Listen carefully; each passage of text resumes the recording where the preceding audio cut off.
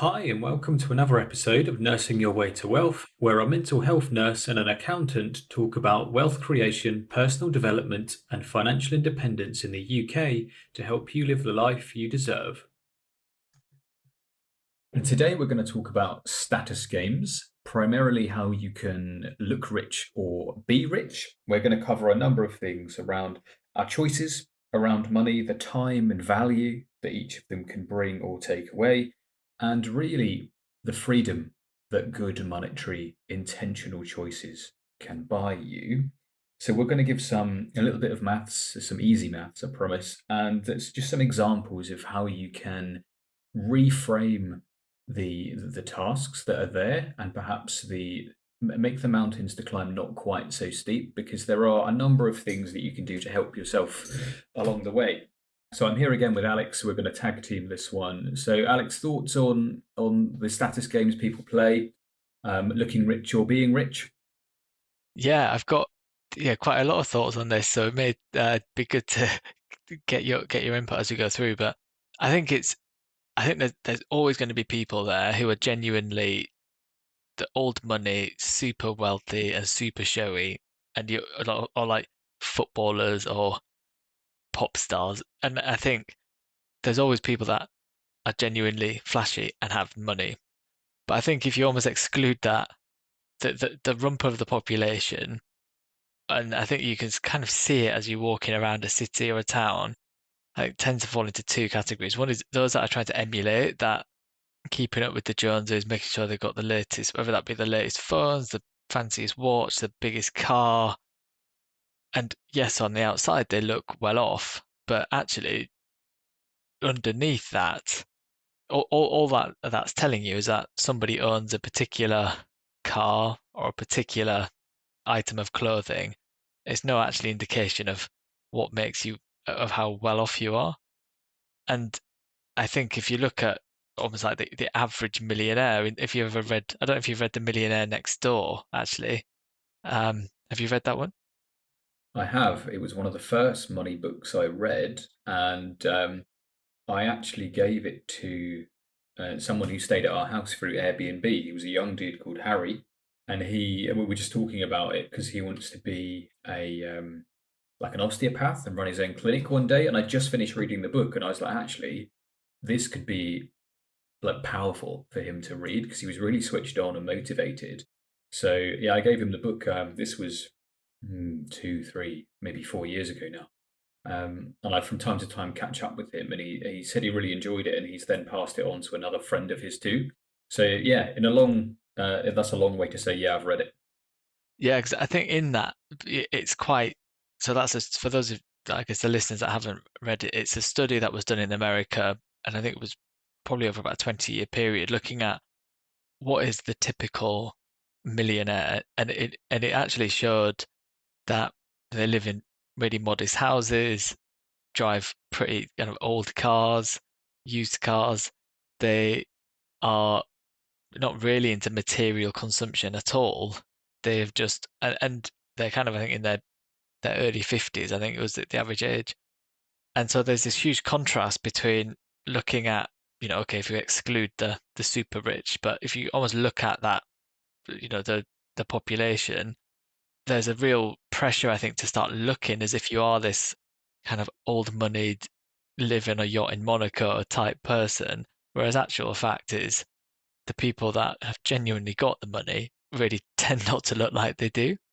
And so, and the fact is, by saving and working hard for money and being disciplined with it over time, and time is the key thing, that starts to you start to build genuine wealth and I think give yourself options. And I think Alex, we were discussing this before the call, but like I think what they want is not necessarily to look rich, but it's to be able to have the freedom of choice as opposed to having, a decent amount of assets brings you. But I think there's, people have been hardwired not to kind of take a step back and think that way. And so it's a little bit unusual, I guess. We're definitely oddballs in the crowd where we kind of turn this on its head. But yeah. I think it's such an important connection to understand that looking rich really doesn't mean that you are. Yeah, I think it's a good point, and these are just words from Morgan Housel, not me at all. But he said, say you look at someone and you see they've got a fancy car and they've got a fat watch on one of their wrists, and they look they leave this impression that they're wealthy. The only metric you have is that yes, they might look like they own or rent those items, but they had the money to do it, and now they don't. And that's really the only metric you have. We don't certainly in the UK advertise salaries particularly much, very much. We something that we I think wrongly don't talk enough about, and it's the employees, us, you and me, that lose out of that conversation. And Morgan said before that what people actually want is respect and admiration, um, connection with other people, not to be seen as, oh, I'm jealous of that guy's watch or that guy's car, that lady looks like she's done really well for herself, etc. It can make people feel a certain way. Lots of sales of things are based on emotional triggers. People's emotions go up and down. It's an entirely normal part of it. You can't be happy all the time because then you don't know what happiness is if it's just your normal. And that's how people end up comparing themselves. So person X has this handbag, person Y has this handbag, therefore one of them must be richer than the other. But you never truly know unless someone's really openly honest with you about their financial situation. It's not something that we talk about. So I would say talk about it with people if you can, if you want to, but really stop the comparison. I mean, people say that comparison is the thief of joy. Think about you, your family, your trajectory, and where you want to be, and really focus on that. I think a lot of time and energy and ideas are wasted because we spend too much time in really in the trap of comparison, and companies, marketing, all very, very good at separating you from your money. So, Alex, in terms of people achieving their goals, and reaching kind of the heights of being a millionaire, I know you've kindly done some maths for us in the background. Um, I mean, there's going to be, hopefully, there'll be a range of people listening to this that are all different ages. So we've done, or Alex has done a little bit of maths just to highlight how much you need to invest and by what age to reach this mythical £1 million figure. And I think it's something that I was thinking about these figures as we were going along, and I got a lot of them wrong. So it's actually easier than you'd think. It's not quite such a huge mountain. So, Alex, over to you for a little bit of figures, and some maths if you're ready. Yeah, ready as I'll ever be. And funny when you were just talking, I did write down that comparison is the thief of joy, and you got there before me. But I think that is so true. And focusing on what you do have and enjoying and loving your possessions and your life and your relationships is a much better way to live than comparing yourself. It's a never-ending game. You're never going to win. But yeah, to that, let's crack on and have a look at some numbers. So I'll try and keep this as simple as possible. But what we've tried to look at is based on an age of starting to invest, how much time and how much money would you have to, so how long would it take and how much money every month would you have to invest in order to reach £1 million by age 60? So in all of these situations, no, sorry, scenarios, all of the returns are assumed to be 5%, so it's fairly conservative. But some of the numbers are quite astonishing, actually. Certainly, the older that you get, they will all assume you start from nothing, so i.e. you have nothing saved up.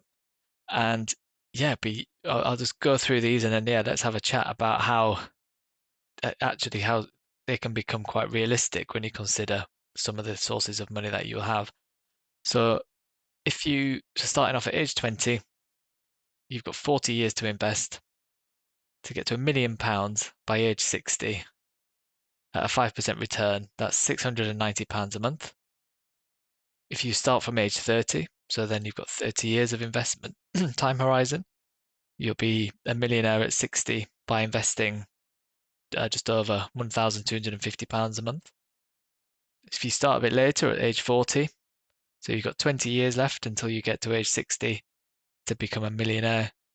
That is £2,522 a month. The At age 50, so if you've not done anything up to this point and you've got 10 years left, you've then to get to be millionaire status, that's just over £6,600 a month.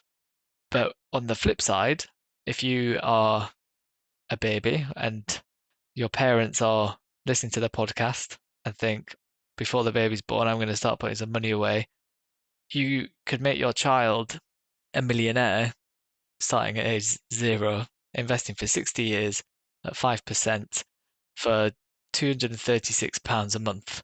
So pretty quite the discrepancy in monthly amount that you need to save. Yes, the return is fairly conservative, but I think it just demonstrates the point of the earlier that you start, the easier it makes your life later on in terms of having to save up for retirement. I mean, look, £1 million is a big goal, but I think it just shows actually if you're on the younger side and a patient and a disciplined, you're able to, reach quite a punchy target, and it can be quite achievable. And look, this is assuming, the returns stay the same. You're never putting any more than that amount in any month in any given month. But yeah, I'd be great to hear your thoughts. Some of those figures are a bit mad, aren't they? I mean, I, for one, don't have. I mean, what am I? I'm 35 now. So if I started from zero now, I'd just add a bit to your 30 figure of 1,255. At that point, I don't have that much spare money to put aside. I wish I did to invest. I really don't have it between my wife and I. And the power really of starting early, if you start at 20, it's half as much as if you start at 30. And again, it's half as much again at 30 than 40.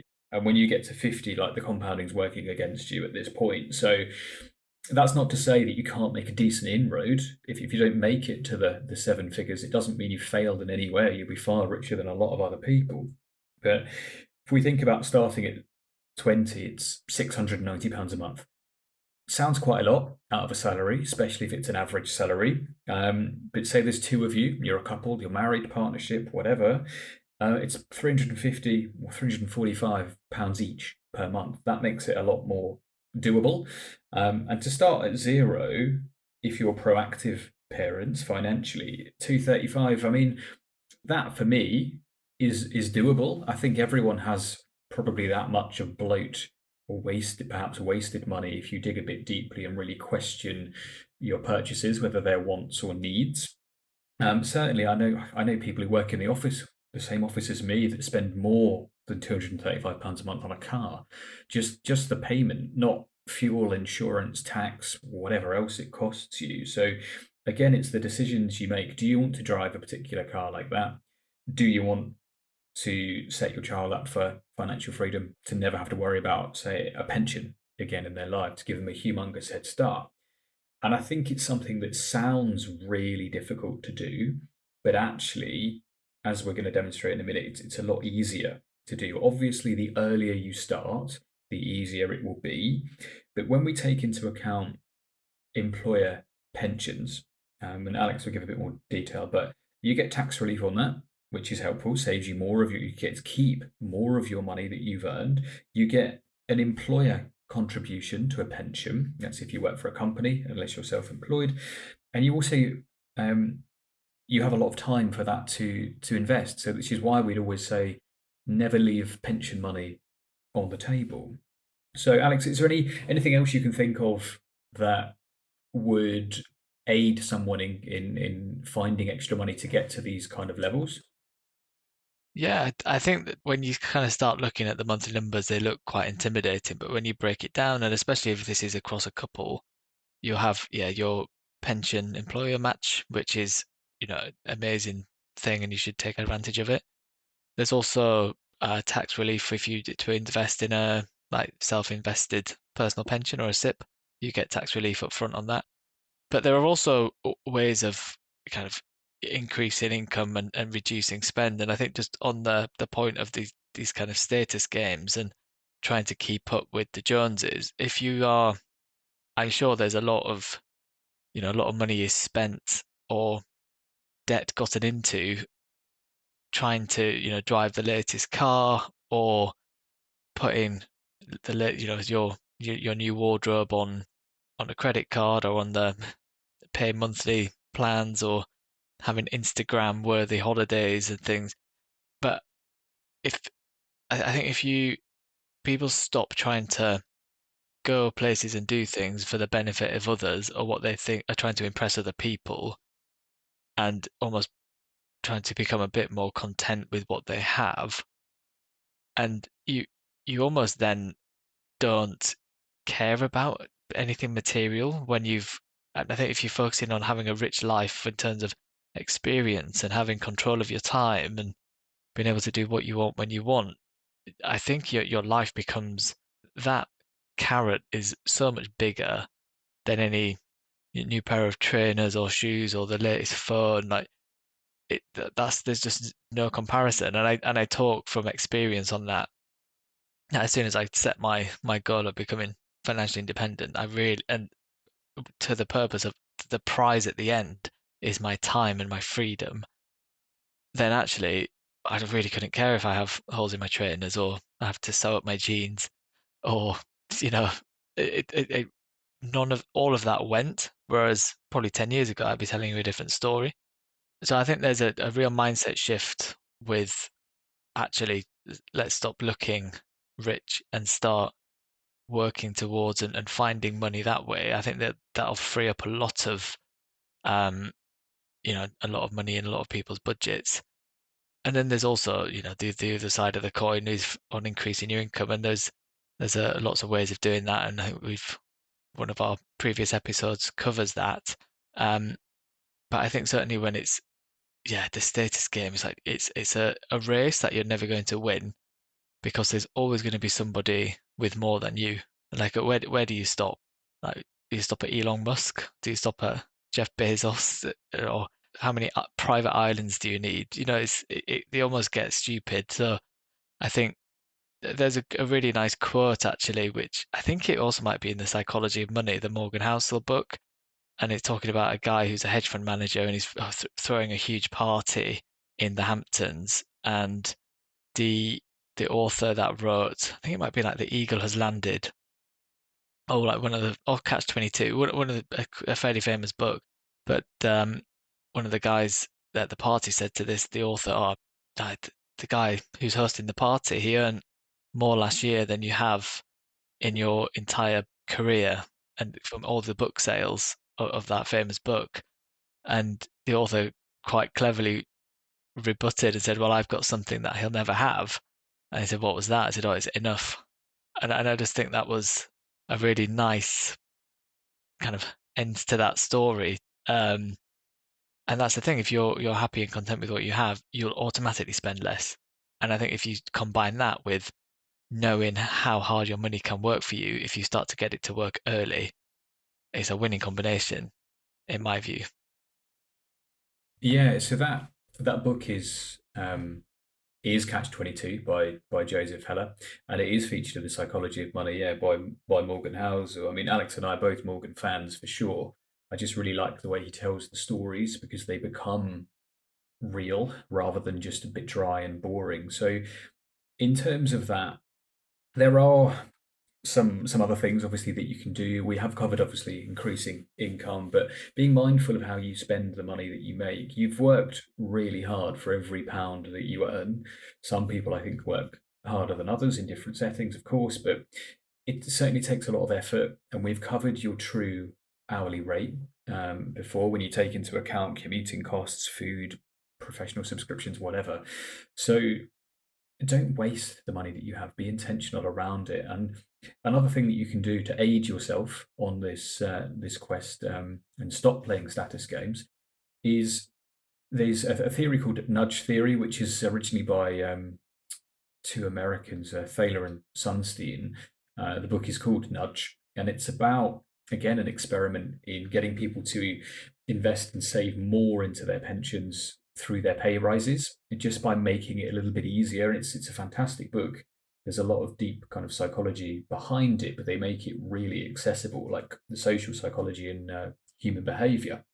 So it's just adapting those decision processes, making it easy, making it automatic. And I really think that the investment companies here are missing a bit of a trick. So I would love to be able to log into an investment platform and say, look, at this point, I want to invest £100 a month, but over the next 5 years, I'd like to increase it by 10%, 5%, whatever percentage per year automatically. Thanks very much, job done. And I'll forget all about it. And that removes your need to then go back in and tinker a bit. It removes any questioning because there'll always be something that'll come up. Unpredictable things happen to humans all of the time. There'll always be a different way you can spend that money. So being able to pre-do that, predetermine those decisions means you're much less likely to change your mind and to divert that money somewhere else. In terms of other things that you can do, we've mentioned like when or if your baby's born, it's £235 a month over 60 years at 5% to reach £1 million. In the UK, and this is a little bit obviously UK specific, you get child benefit for your first child and a little bit less for the subsequent children. But that's currently, at the time of recording, £94 per month. If you were to invest that at the same metrics, you get it for 16 years at 5%, and you put the whole £94 in, it comes out to about £27,000. If you can round that up to £100, find another £6 somewhere, which is one less pint, two coffees somewhere, that becomes £29,000 in 16 years.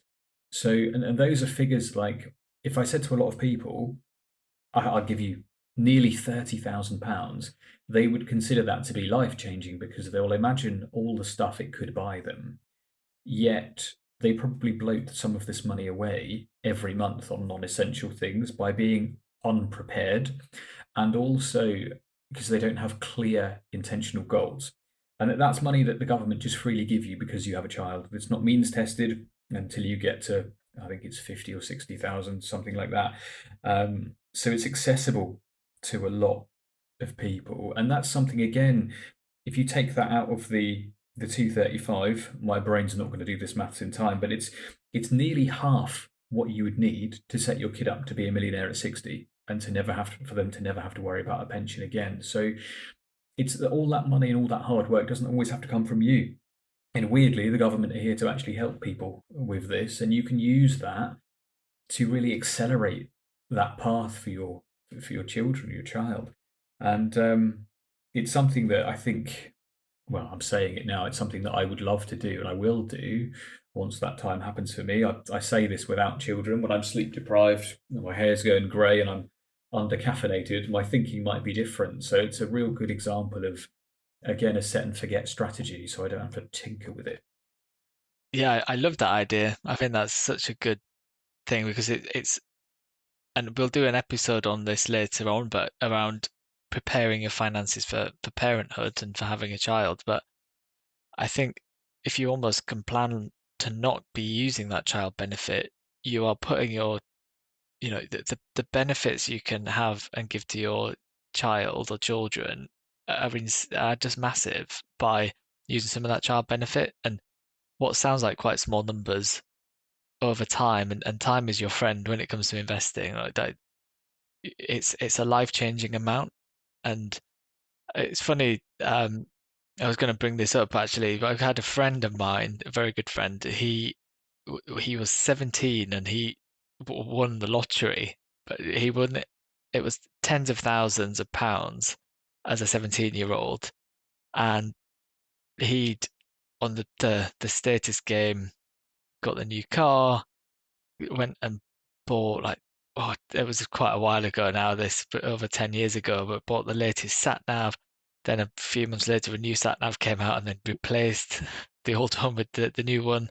It would just, it almost was frittered away. I think he had a couple of, saved a little bit of it, but ended up only, I remember speaking to him about 6, 7 months ago now. He recently just bought a house, and it was just that the reaction of, wow, I really wish I hadn't have done that when I was younger, because it's taken him so long to then almost get back to a position where he would have been able to, essentially should have bought the house, locked the money away somewhere so he couldn't get at it.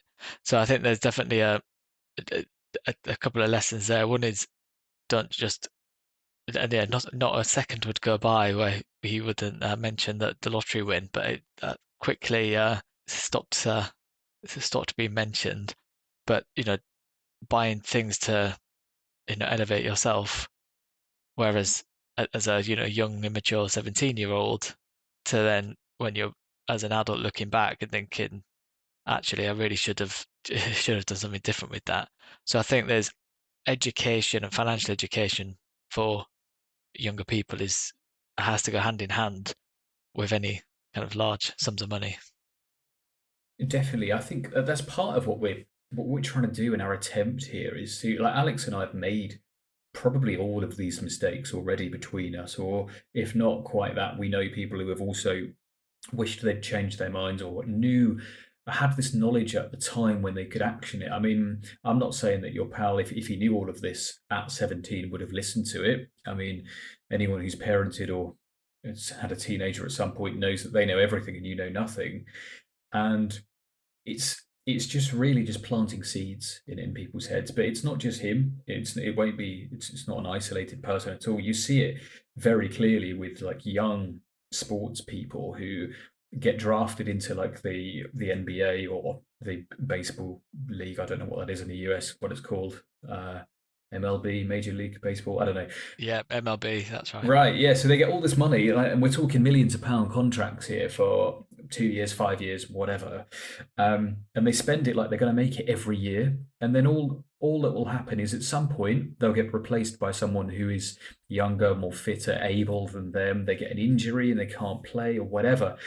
And actually, they've had all this money and they've lived like that. They're going to consistently earn this much money per month, per game, per hour, or whatever, and eventually that will run out. And people think money's is when they see loads of figures in a bank account or loads of like people who are extra wealthy.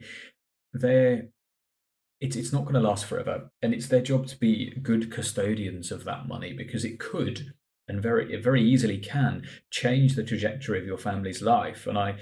But I do obviously understand that if you come from poverty and you hit it big with something like that through obviously dedication, talent, sportsmanship, whatever, or business, you take a lot of risk, you can make a lot of money for sure. But think about how that money can change your family tree. It doesn't just change your life, your family's life. It could change three, four, five generations of your family's life and lift them out of poverty or enable them to buy houses or get a world-class education wherever they want. Or in some cases it can be squandered, and it's that the amounts can be similar, but you can waste it very, very quickly. There are a lot of people who are paid an awful lot of money, and their job is to act on psychology to get people to part with their money. So I think the title and the nature of this episode being status games is the only way to win that competition for me is to not compete. And again, you can look up at people who, a bit like the Catch 22 situation, Alex, you mentioned earlier. You can earn a lot of money. I earn more money now than I ever have in my life. And I look back at where I was 5, 6, 7 years ago, earning half the amount.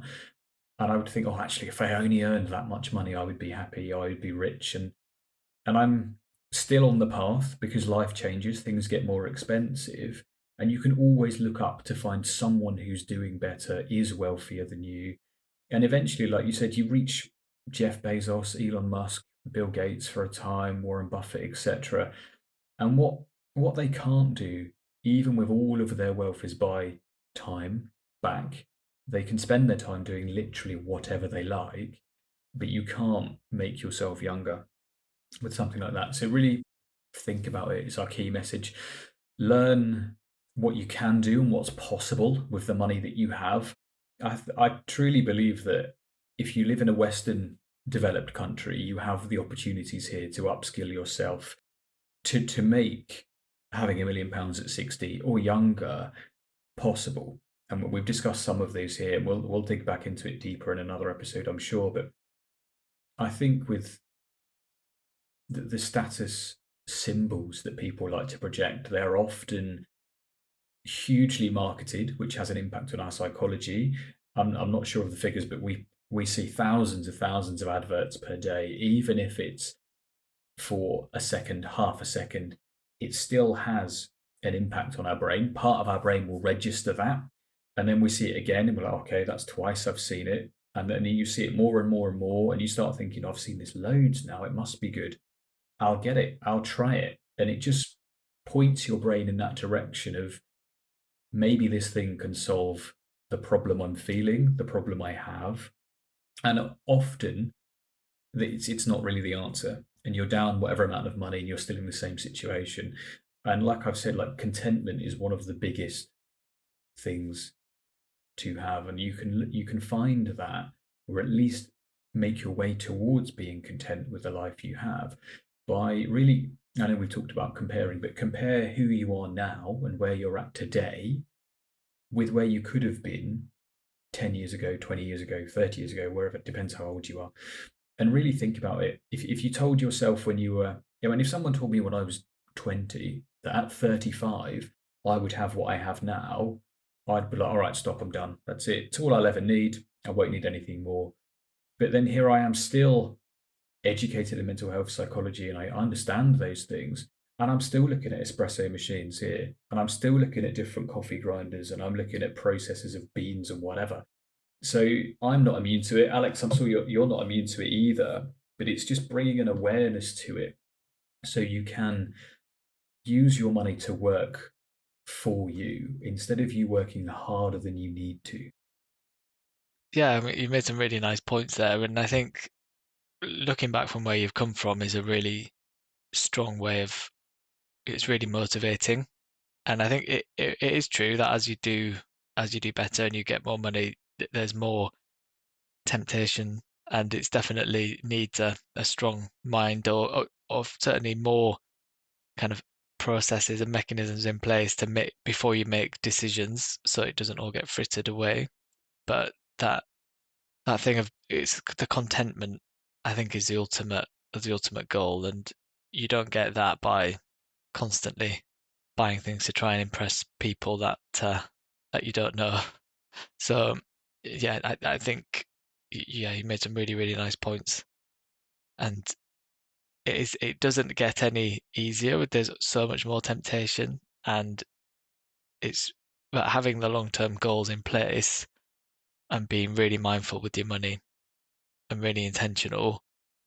Definitely, that's a weapon that you need to have, in my opinion, to not get wrapped up in the status games because it's so easy to get wrapped up in it. You know, advertisements, they're only getting more plentiful. It's only getting easier to spend, and it's you know the adverts are incredibly clever at making you feel inferior and making you feel like you need something in order to complete your life. But yeah, definitely, yeah, don't listen to the ads.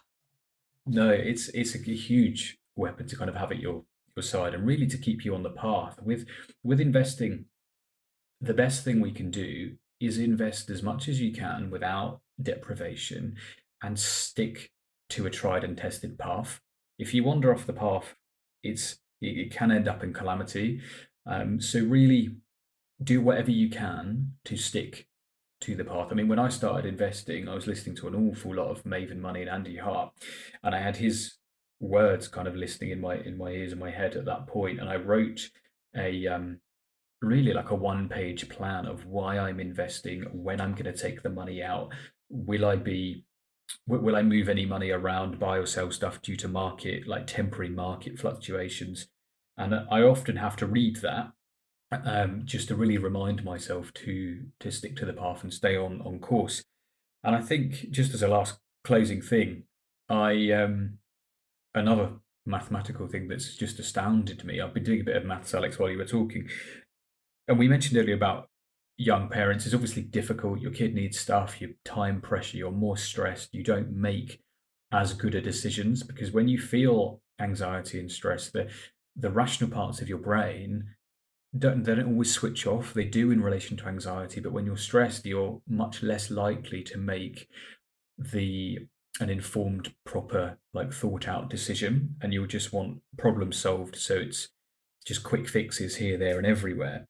So we talked about investing your child benefit money, the £94 you get per week, till the child is 16. That turns into £27,000. If you can turn 94 into 100 and add 6, it turns into 29. If you continue that until your child is, say, 20, and when they get their first job, and you say, if you can keep investing this £94 per week, by the time the kid reaches 60, it'll be worth £443,000. And that's an incredible retirement, like taken care of. And they haven't had to work that hard for it because you've instilled a good money lesson. And part of that money, the £94 per week, part of that comes from your employer, part of that comes from tax relief. So again, there are all these mechanisms to use in your favor. Like living and earning is difficult enough. So use the stuff that you have around you. And if you're not sure about it, look it up, email us and ask us a question. We'll always come back to you, and Alex and I will read every email that we get, and the response will come from one of us, perhaps both of us, who knows. Alex, if anything else you want to mention in terms of status games, looking rich, being rich, before we sign off? No, I think we've again covered a lot on that topic, and yeah, I say hopefully people find it useful, and I'd love to hear any comments or any questions or anything that you want covering in future episodes. Yeah, please drop us an email.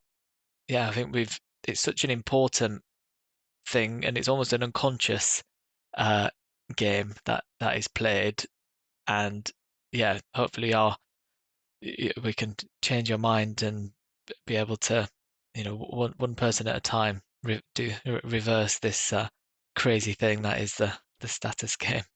Yeah, I think just as a closing thing, a good idea for an episode would be human biases. So conscious and unconscious bias of how humans think. I've covered a bit about, or I've learned a bit about that. We've not actually documented it podcast yet, but I think just being aware of those biases would be a really valuable tool. So I'll note that down, and we'll produce an episode on that in the near future. But yeah, appreciate your time. Thank you for listening to two Alexes in England to talk about money and to try and help not only you guys but also ourselves. This for me keeps me on the track. It keeps me learning constantly and understanding new concepts, because if Alex and I don't understand them from our respective fields, we can't then condense it, make it concise, and bring it to all of you. So yeah, if you have any thoughts, anything good, bad, if you think we're way off the mark, and or you think we're on the right tracks, yeah, just email us at nursingyourwaytowealth@gmail.com. And until next time. None of what we discuss on the show is to be considered financial or health advice, and we recommend you always do your own research or consult an independent financial advisor or a doctor when making your financial or health decisions.